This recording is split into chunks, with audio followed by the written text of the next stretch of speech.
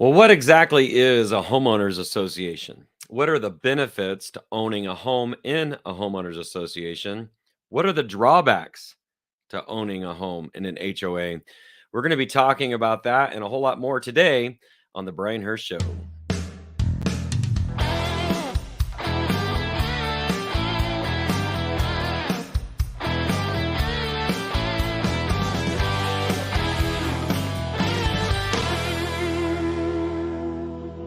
Well, good afternoon, everyone. Wherever you may be, I hope that this video and or podcast finds you well on this blessed, beautiful Monday afternoon in the middle of May.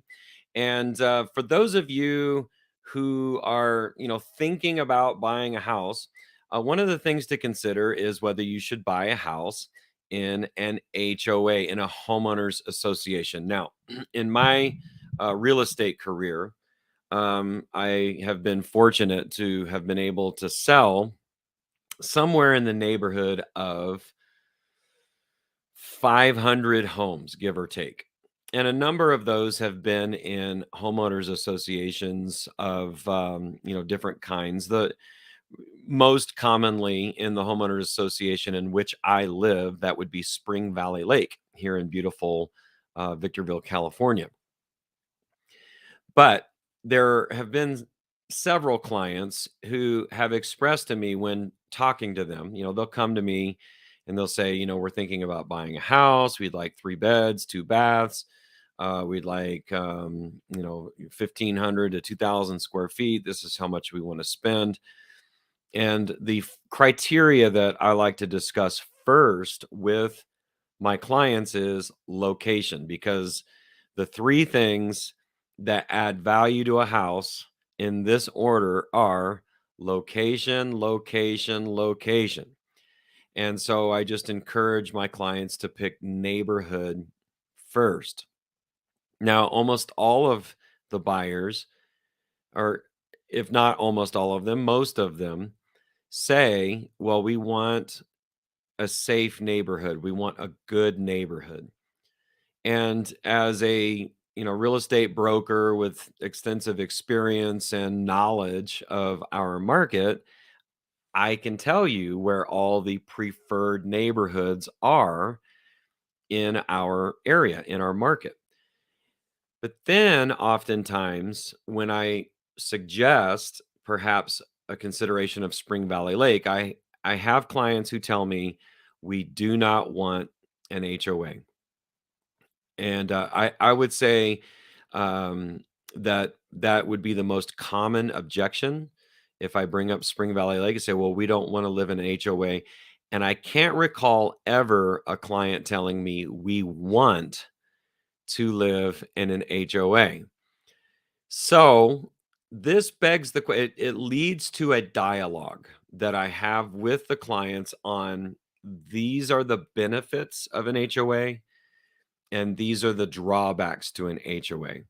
And this is the topic of discussion that I would like to further kind of flesh out and help our audience to understand today.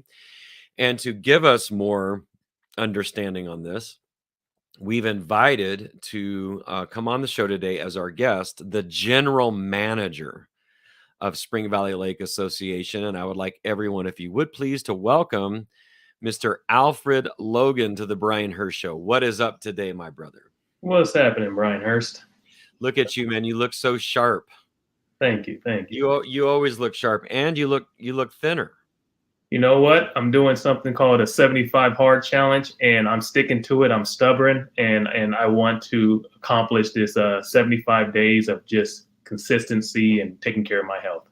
Okay, good for you. Well, I mean, it's important for us to take care of ourselves, especially as we get older. Although you're still very young. I'll take that. Alfred, tell our audience a little bit about yourself. Did you grow up here in the high desert? Yeah, so family moved up here probably when I was about 4 or 5 from Los Angeles, California. Family just wanted to come into a new environment. Housing was a lot cheaper. They owned property in Sure. Los Angeles, and you can come out here and get a large house for probably half the price and in a better environment. And so came up here, Family, enjoyed the high desert. It was a slower pace, less traffic, a lot more traffic now. But yeah, so we came up here. Family was, my brother was pretty good at basketball. I was a little brother, so I played all the sports that my bigger brother played, and played a little bit of basketball, football, and always had an interest in business and in real estate. Wow. Okay. So you said you were 5 when you moved up here. 5 years old. So did you go to Victor Valley High School, and is that where your brother went? So we actually went to Apple Valley. So family grew up in Apple Valley. So family came to Los Angeles, and grandma bought a house in Apple Valley. My parents saw the house that my grandma new development, well, was back in those days, Castile Homes, and my parents saw opportunity, and went ahead and got themselves a home out here also. Looks like maybe our internet connection's not very good, Al. Maybe so. I was still up on the screen, but then you disappeared for a hot second. So we just. Are you frozen still? I hear you. Can you hear me? Yeah, you're just broken up and your screen's frozen. Uh-oh. Let's try this again. How about now? Hey, there you are. There you So go. did brother play basketball for Apple Valley High School? Yep. Okay. Yep. Brother did. Yeah. And you did too, or no? Yes, I did. Yep. But my brother, like I said, he was like the really good one, and I was just the little brother that just, always following behind my big brother. And so he was the one who got the full ride scholarship. And once he took off to college, I started focusing on business and real estate, things like that. But yeah, he was pretty good, and he runs a pretty successful basketball organization now. Really? I mean, this is off topic, but what does he do, and where's the? Yeah, he's in the San Francisco area. He runs he got a facility, redesigned it, and runs basketball camps, trainings, and things like that. And come to find out, it's actually a really successful business that he actually loves to do every day. That's incredible. And where did he get his scholarship to play ball? San Francisco State University. Oh, okay. So that's how he ended up there. Yeah. Wow, that's cool, man. Okay, so you are the general manager of Spring Valley Lake Association. How long you been in that position? So it's a little over 6 years. Okay. I've been the general manager for 6 years. I started working for Spring Valley Lake Association, I believe it was 2007. So you were really young at that point. Gosh, that was 16 years ago. Yeah.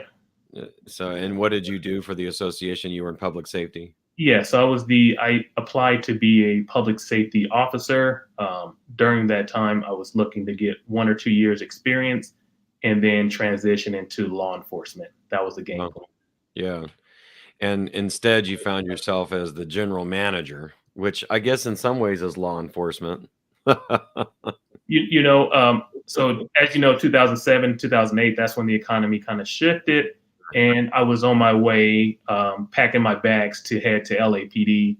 And unfortunately, they had a freeze in hiring. And a lot of different things took place. And then you started having people that had a lot of experience applying for LAPD. So the competition went up. And so I think God has a plan. And I didn't end up going to LAPD, but got to have a lot of other experiences. Well, sure. I mean, among them is if you had done that, we wouldn't. Hello. Yeah. Did I lose you? Yeah. Wow, my screen, that was weird. If you had done that, we wouldn't know each other. So, absolutely. Yeah. And so I'm the beneficiary of that decision.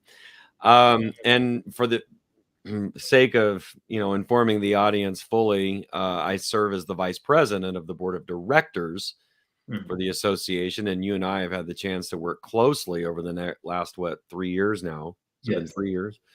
And we've done some great things, accomplished some good things together, and look forward to this. This will be my last year on the board, but we got some things we want to get done. So let's talk a little bit about a homeowners association, the good, the bad, the ugly. And I suppose that we should define the term. What exactly is a homeowners association? Yeah, so it's a common interest development. Generally, you have restrictions, what's called CC&Rs, covenants, conditions, and restrictions. And on those documents, it will state when the property was generally developed, it will state what the restrictions are to the land and to the community. And that's basically what a homeowners association, and a homeowners association generally has to have at least one amenity. So you have one amenity, a minimum of one amenity that everyone has an interest in and everyone has access to. I see. And so, when we're talking about CCNRs, we have covenants, conditions, and restrictions. Can you define those terms for us? Yeah, so your restrictions are the CCNR, so the covenants and conditions. Those generally require a larger audience to vote to change those, and your restrictions would be your rules and regulations, which could be changed within a 30-day period. CCNRs are made to be made harder to change because they are the kind of the foundation of the community. It's how far you can build a house from the other house. It's how it's governed, and so the covenants and the conditions is it's kind of the law. It's how many board members the organization should have. What are the terms of the organization? Definitions of, so that there's no confusion, and then the rules and regulations are items that can easily be changed with community input. Yeah, so when I talk to people, and as I mentioned in my opening monologue, clients in my business that tell me we do not want to buy in an HOA, Mhm. I will follow up to that question with, tell me why not? And the most common objection is, I don't want anybody telling me what I can do with my property. Mm. And that's what entering into a covenant is, right? With the other homeowners. Yes. You say, okay, we have an agreed upon standard. Hmm. These are the things we can do with our property and the things we can't do with our property. And so what I tell people is, okay, I understand where you're coming from. This is Brian Hurst's opinion. Hmm. I would not want to live somewhere without an HOA. Yeah. So I want an HOA. Yeah.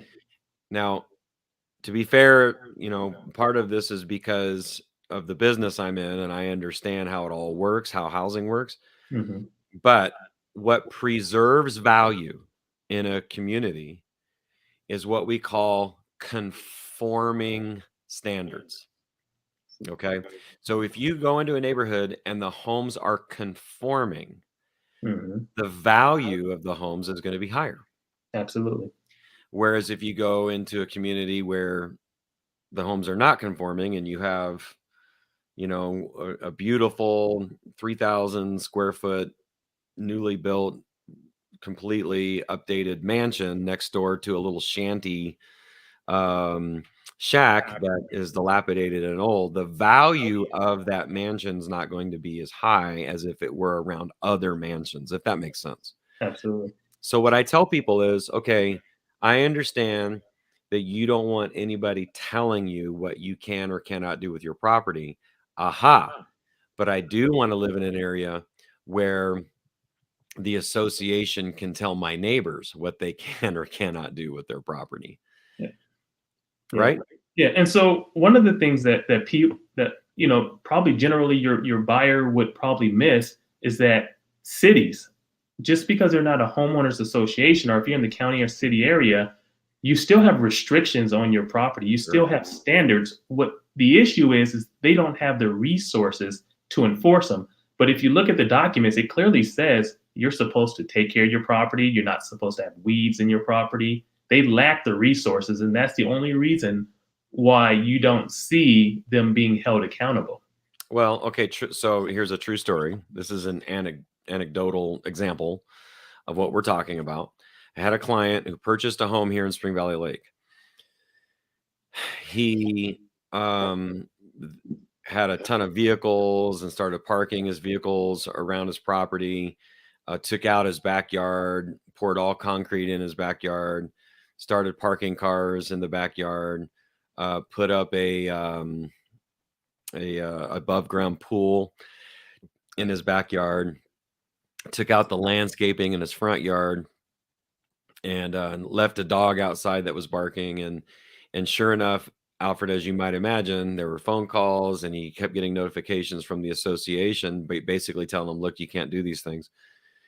So they grew frustrated with living in an association and what they called harassment. I know you've probably heard that before, right? We're Yes. being harassed.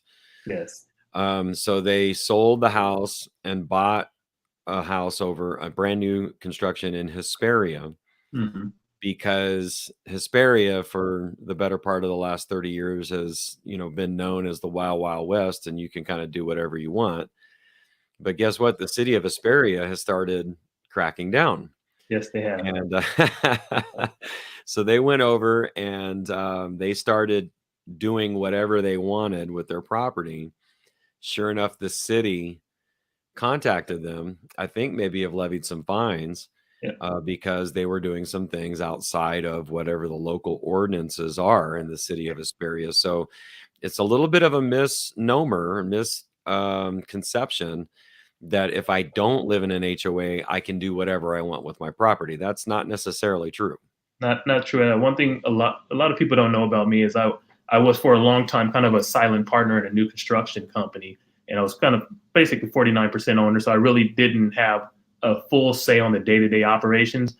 And Hesperia was one of the places that the team built several homes in, and I can tell you that Hesperia will keep you accountable, and they will tell you what you can and you cannot do. And sometimes it almost felt a little more restricted than a homeowners association.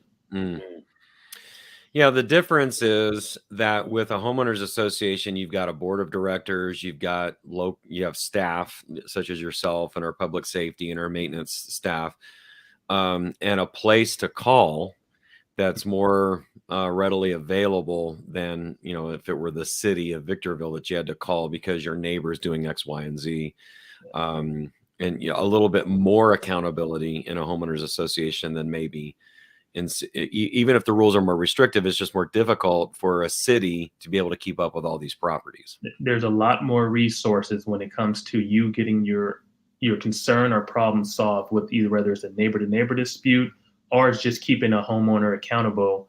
You have a lot more. For an example, Spring Valley Lake Association, there's 4,214 lots. And so you have 4,200 people contributing to help solve problems when it comes to having resources for that. And so that's what helps when it comes to dealing with problems in association. We have resources at our fingertips because everybody puts in to get the outcome that you currently have.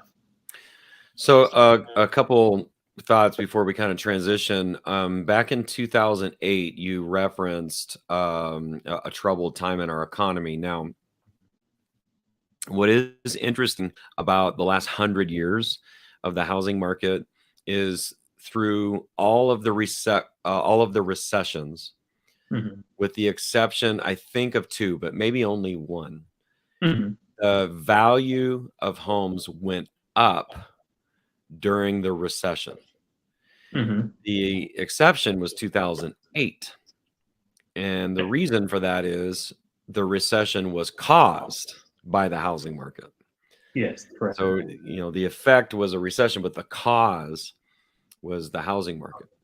Yeah. And in what happened, there were several neighborhoods in, let's just say, the city of Victorville. Just we'll be specific to the city of Victorville, where it's, that kind of suburban curbs, gutters, sidewalks. Hesperia, Apple Valley, feeling Oak Hills, those areas are more rural.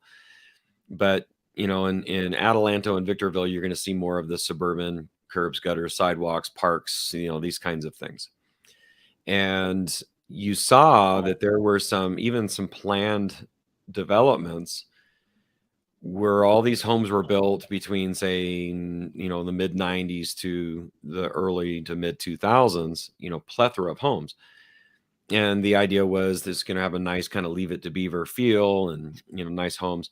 And in 2008, you had some economic obsolescence come in where the value of those homes plummeted, the condition of those properties plummeted. They Absolutely. were scooped up in mass by investors. Hmm. The tipping point usually is about 50%. When you hit that 50% renter to homeowner, that's the tipping point on really some obsolescence starting to happen in the area where the values start plummeting. And the saving grace for Spring Valley Lake was our homeowners association. Absolutely.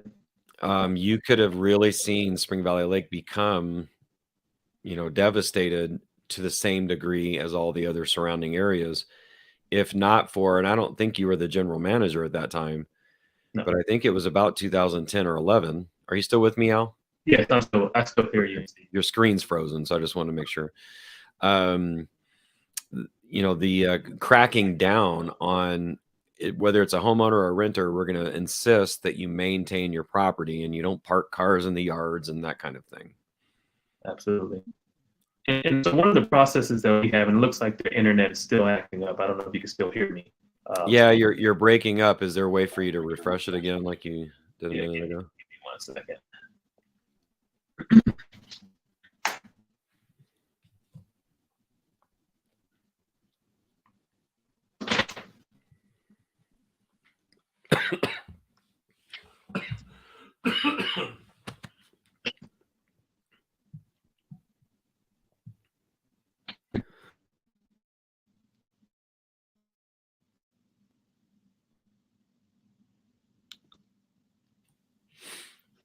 You're looking good now.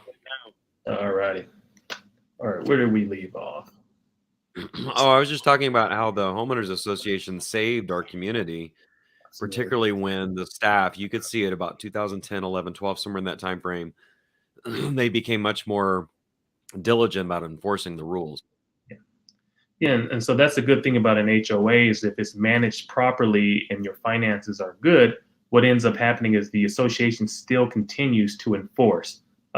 Obviously, during that time there were a lot of floor closures, so the board and the association had to make a decision on who they would go and hold accountable, because a lot of people somewhat gave up in that economy. They gave up financially on their property, but as soon as someone else came in and purchased a home, the association was right on top of it. They explained what needed to take place during the escrow and the demand, and that's what's good about living in an HOA. In a regular community, you don't have anyone touching the table with escrow saying, here are all the violations. Please take care of this within the next 90 days. Okay, so along with living in a homeowners association, you've got homeowner dues, Mhm. association dues. Um, what do those dues go toward? Yes. So good question. On our budget, the way that we break it down, we have a spreadsheet, and there are probably, let's just say, 35, 40 different topics. So you have personnel, you have events. And so, for an example, Spring Valley Lake, we do a fireworks show. To set off any fireworks, you're really looking at any good, a nice, decent show, especially nowadays, it's about $1,000 a minute. And so that would be really expensive for an individual. And so we have a really nice show that we put on. You have several events, you have concerts, you have, different vendors coming in, dances, you name it. There's just a ton of events that are put on by association. And let's just say, for example, each homeowner pays approximately a little over $100 a month. That includes maintaining all of your properties here, all of your amenities. And so you have acres and acres. You have a 200-acre plus lake that pumps water 24/7, 24 hours, 7 days a week. You name it. When you look over an aerial view of Spring Valley Lake Association, for example, you can see there's just a lot that it takes to maintain a homeowners association. And so we have a handful of, you have to have an audit every year. There's just a ton of things that are on the budget line that is required to maintain a homeowners association. You're kind of breaking up again there, but yeah, there's a lot more, and maybe you can refresh there, but there's a lot more than meets the eye I in think I terms of lost what you goes there. on in a homeowners association and the budget. With having sat on that board, I see the budget, and it is a huge undertaking, and probably some things that people kind of take for granted. And I guess what is important maybe for people to understand is when you talk about all of the amenities, the common areas that we have in our homeowners association and in any homeowners association, whether that be in our case the park, you've got the lake, you got the community building, the fishing areas, these kinds of things that are common area. This is private property. It's not public property. Yes. It belongs to collectively the homeowners Yes. in the community, and therefore access to those amenities is restricted to the homeowners in the community Absolutely. and their guests. So, I mean, if you kind of think of it kind of like, we have a country club. The country club that sits in the middle of our community is owned by a private golf company. That land, all of that land belongs to the golf company, Hmm. and the access and use of the property is restricted to the members who pay dues Absolutely. to that, and their guests. And so it's very similar.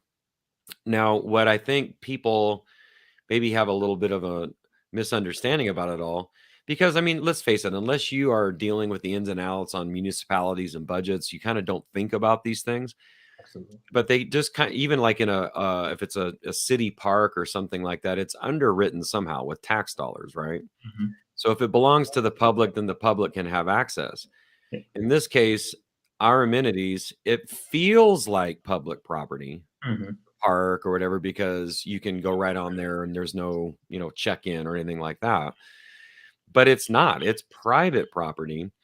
And so that comes with rules, right? You need to have the ID card, and you need to have the guests and a guest pass. And we've heard, we've been in board meetings where we've had to deal with some problems Hmm. in those areas because the homeowners are responsible for their guests and their behavior. Yeah. Absolutely. And that's one of the things that once you come into a community like an HOA, you start learning that you get checked. So you'll go by and you'll see an officer, someone from staff check. Anytime there's a concert, there's someone at a gate. Summertime, Spring Valley Lake enhanced their security, so to get into almost anywhere, you're going to be checked before you even enter the gate. And that's the difference in going to a public park than a homeowner association amenity. Well, if you were to give advice to somebody who's thinking about purchasing a home in a homeowners association, what are two or three things you would tell them? Gosh, this is my advice to you. Well, one thing, and I hope people don't take this personal, is hire someone that knows something about the HOA. What ends up happening is a lot of people end up hiring their friends, their cousins, someone who maybe sells one or two houses a year. And the problem is that unfortunately in that situation, they're excited to help you, but they're also excited to make a commission. They're not really informed on what goes on for like a community like Spring Valley Lake Association. So it's really important to have an agent that is familiar with that HOA that you're purchasing in.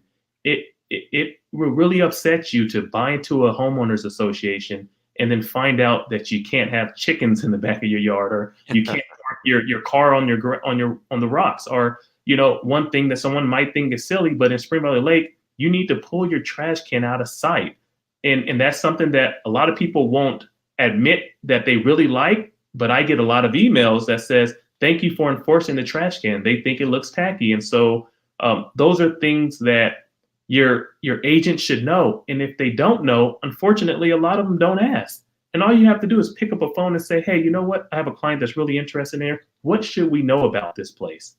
And believe it or not, a lot of real estate agents, they don't place their ego to the side, and they don't really help their client to really understand what they're getting into. Because we all know that when you get all those documents now, when you go through escrow, and it's kind of a docu-sign. So back in the days, you used to actually have to sign each document by hand, but now it's a docu-sign. So all these documents that you're signing, let's just be honest with each other, everyone's not reading them. And so if you don't have someone on your team that help you understand exactly what type of neighborhood you're moving into, um, you're gonna have a bad experience if you're being, hey, you're Hey, Al, we're losing you again. If you could refresh that browser. And what he was saying is, make sure that, you've got an agent who's gonna look into all the covenants, conditions, and restrictions, and a knowledge of them is helpful. Are you back with us, Al? Completely frozen? All right, well, we've got internet trouble here today, but, so what Al was saying is just as a point of advice is to hire an agent that has some expertise and knowledge. I mean, that's the best practice in the particular HOA, if not that particular HOA, on what HOAs in general, what they're about, and to review those CCNRs, because you've got that huge packet of documents that you're going to go through and sign, and you sign them, via DocuSign. It looks like maybe we lost Al. Al, we appreciate you coming on. We'll have you on again to pick your brain and more knowledge and understanding of what HOAs are all about. We appreciate your brother. Thank you so much.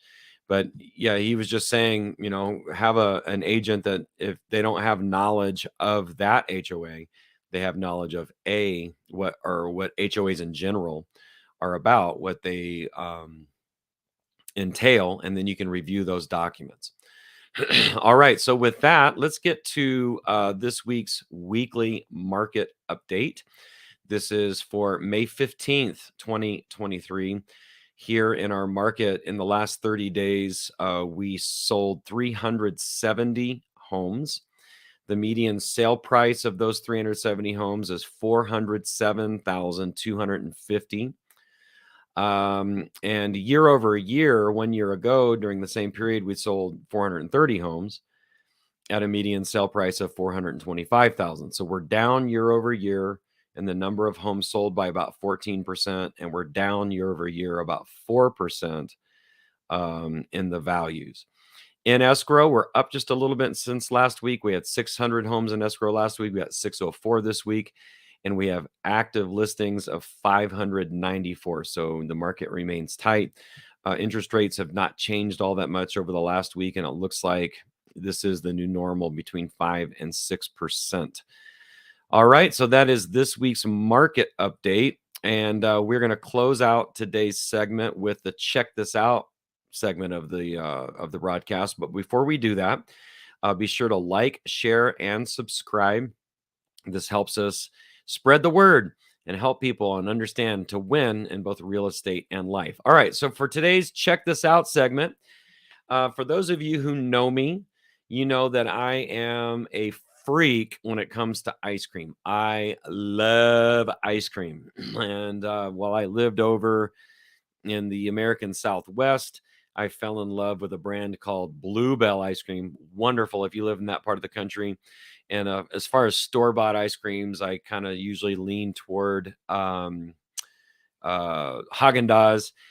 Surprisingly enough, Thrifty ice cream is really good, especially because it's not very expensive. But I think my favorite is this little ice cream shop that's located down in Rancho Cucamonga.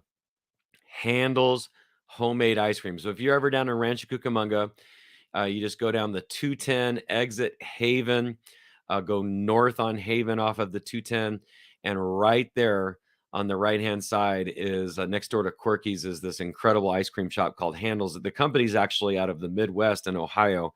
But let me tell you guys, this ice cream is the bomb. You will thank me later. So that's this week's Check This Out broadcast or segment of the broadcast. And so we just appreciate Mr. Alfred Logan coming on as our special guest and his knowledge on what it is to live in an HOA. We will see you next week. And until then, we are serving your dreams. We'll see you next week on The Brian Hirsch Show.